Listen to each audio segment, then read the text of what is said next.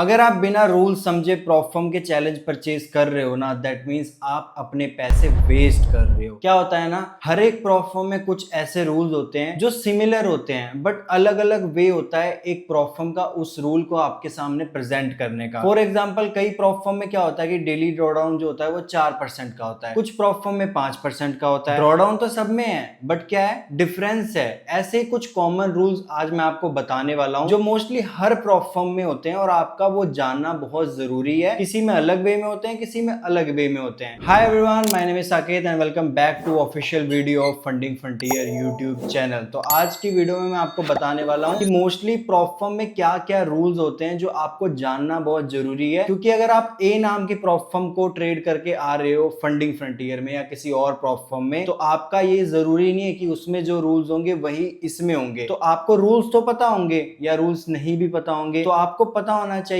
कि वो प्रॉफर्म के रूल्स को कैसे स्टडी करना है, क्या क्या चीज मुझे पहले चैलेंज स्टार्ट करने से पहले प्रॉफर्म से पूछ लेनी चाहिए। तो सबसे पहले आपको जो प्रॉफर्म से एक रूल पूछना चाहिए ना कि उसका वो ड्रॉडाउन टाइप क्या है। देखो, अगर स्टैटिक है या फिर बैलेंस बेस्ड है तो आप उस प्रॉफर्म के साथ कंटिन्यू कर सकते हो। ट्रेलिंग ड्रॉडाउन टाइप वाली प्रॉफर्म मैं आपको अवॉइड करने को बोलता हूं, क्योंकि ट्रेलिंग ड्रॉडाउन जो होता है ना वो बहुत टफ होता है पास करने के लिए और उसको आपको अवॉइड करना चाहिए। सेकंड जो चीज आपको ध्यान में रखनी चाहिए वो ये है कि मिनिमम ट्रेड होल्डिंग टाइम कितना है। किसी किसी प्लेटफॉर्म में होता है कि आपको मिनिमम 1 मिनट तक ट्रेड होल्ड रखना है, किसी किसी में 2 मिनट तक रखना है। जैसे फंडिंग फ्रंटियर में मिनिमम आपको 2 मिनट तक आपकी ट्रेड होल्ड रखनी है, ठीक है। तो ये आपको रूल पता होना चाहिए कि आपकी प्लेटफॉर्म में मिनिमम ट्रेड होल्ड टाइम कितना है, क्योंकि कुछ लोग स्कैल्पिंग करते हैं तो वो 1 मिनट 2 मिनट में ट्रेड क्लोज करते हैं, फिर बाद में उनका पे आउट या लाइव अकाउंट रिजेक्ट हो जाता है क्योंकि उन्होंने वो रूल फॉलो नहीं किया होता। थर्ड रूल जो आपको ध्यान में रखना है वो ये है कि प्लेटफॉर्म में आपका एक्टिव डे है या प्रॉफिटेबल डे है। एक्टिव डे क्या होता है, फॉर एग्जांपल किसी प्लेटफॉर्म में 3 एक्टिव डे है तो आप 3 दिन ट्रेड करो, लॉस हो प्रॉफिट हो, छोटा प्रॉफिट हो बड़ा प्रॉफिट हो, बड़ा लॉस हो छोटा लॉस हो, वो आपका एक्टिव डे काउंट हो जाएगा। प्रॉफिटेबल डे में आपको फॉर एग्जांपल फंडिंग फ्रंटियर में आप जब 0.5% बनाओगे अपने अकाउंट बैलेंस का तो आपका एक प्रॉफिटेबल डे काउंट होगा। ऐसे 3 आपको करने होते हैं, तो ये भी चीज आपको ध्यान में रखनी चाहिए। फोर्थ रूल जो आजकल बहुत चल रहा है वो है कंसिस्टेंसी रूल। मैं आपको सजेस्ट करूंगा कि अगर किसी प्लेटफॉर्म में कंसिस्टेंसी रूल है तो वो प्लेटफॉर्म आप चूज मत करो। कंसिस्टेंसी मैनेज करना स्विंग ट्रेडर्स के लिए बहुत टफ होता है। फिफ्थ रूल जो आपको ध्यान में रखना है वो है न्यूज ट्रेडिंग रूल। देखो, किसी किसी प्लेटफॉर्म में होता है कि 2 मिनट से पहले ट्रेड क्लोज या ओपन नहीं करना, किसी किसी में 5 मिनट से पहले क्लोज ओपन नहीं करना। तो आपको प्लेटफॉर्म से पूछ लेना चाहिए कि भाई तुम्हारा न्यूज ट्रेडिंग का जो टाइम गैप है, कितने टाइम में ट्रेड क्लोज या ओपन नहीं होना चाहिए, वो कितना है। क्योंकि क्या होता है, मोस्टली ट्रेडर्स ये नहीं जानते और फिर जब न्यूज आती है तो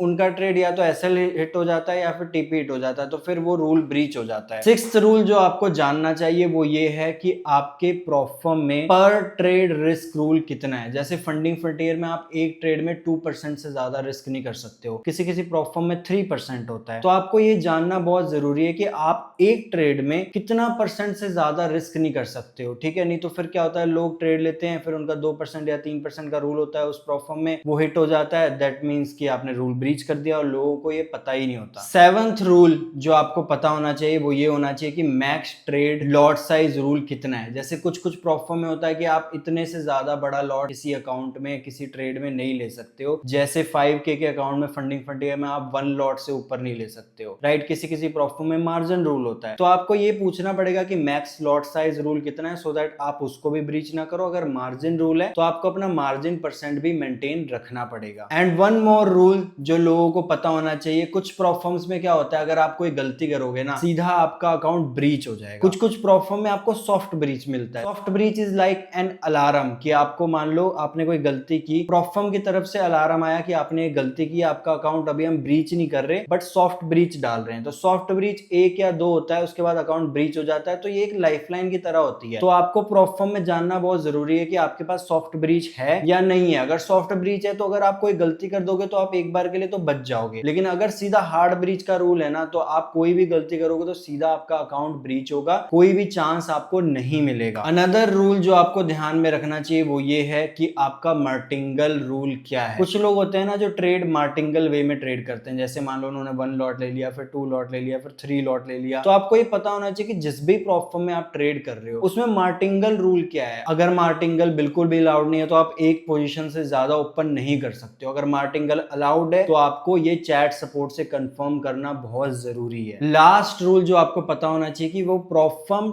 टाइम जोन किस कंट्री का यूज करती है। जैसे मोस्टली लोग यूज करते हैं यूटीसी टाइम, जीएमटी टाइम। जिस कंट्री की प्रॉप फर्म होती है ना वो उसी कंट्री का टाइम जोन यूज करती है। अब जैसे क्या होगा कि आप इंडिया में बैठे हो, आपको पे आउट की डेट आ गई कि भाई आज मेरा पे आउट 4 बजे लगना है, लेकिन वो आप देख रहे हो इंडियन टाइम से। फिर जब आप चैट सपोर्ट से पूछते हो तो वो लोग बोलते हैं कि नहीं, हम तो यूटीसी टाइम के हिसाब से चीजें प्रोसेस करते हैं। तो आपको ये पता होना चाहिए कि आप जिस भी प्रॉप फर्म में जा रहे हो उसमें टाइम जोन कौन सा यूज होता है। So that was all for the videos. मैंने आपको आई थिंक 5 से 10 रूल्स बताए हैं ऐसे जो आपको प्रॉप फर्म परचेज करने से पहले क्लियर कर लेने चाहिए, डायरी में लिख लेने चाहिए। क्योंकि मैंने देखा है कि मोस्टली लोग इनमें से कोई ना कोई एक रूल ब्रीच कर देते हैं या फिर वो उस रूल को लेके कंफ्यूज होते हैं। तो चैलेंज लेने से पहले आपकी सारी कंफ्यूजन को दूर करना, रूल्स को क्लियर करना, प्रॉप फर्म काम कैसे करती है इसको समझना बहुत जरूरी है। एंड आई होप कि आपको इस वीडियो से हेल्प मिला हो। ये मेरे अकॉर्डिंग जो मेन रूल्स का मैं ध्यान रखता हूं, मैं पूछता हूं, वो मैंने आपको सजेस्ट कर दिया। अगर आपकी स्ट्रेटजी के अकॉर्डिंग कोई और चीजें हैं जो आपको जानने की जरूरत है तो आप पूछ सकते हो,